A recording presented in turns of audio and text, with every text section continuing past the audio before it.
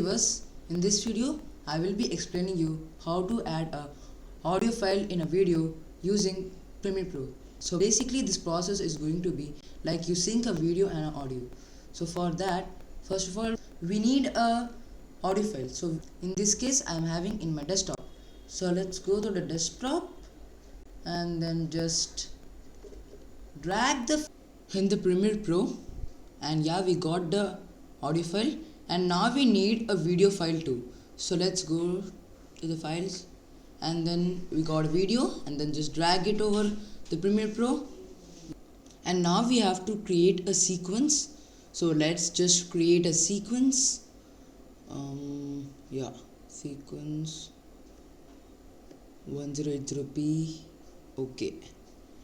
And now we got a sequence too.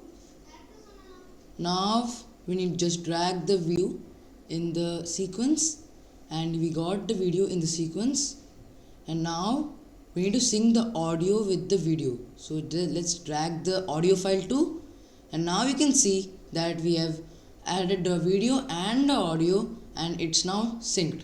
So I hope this video is helpful to you, and if you like the video, then like it, share and subscribe my YouTube channel.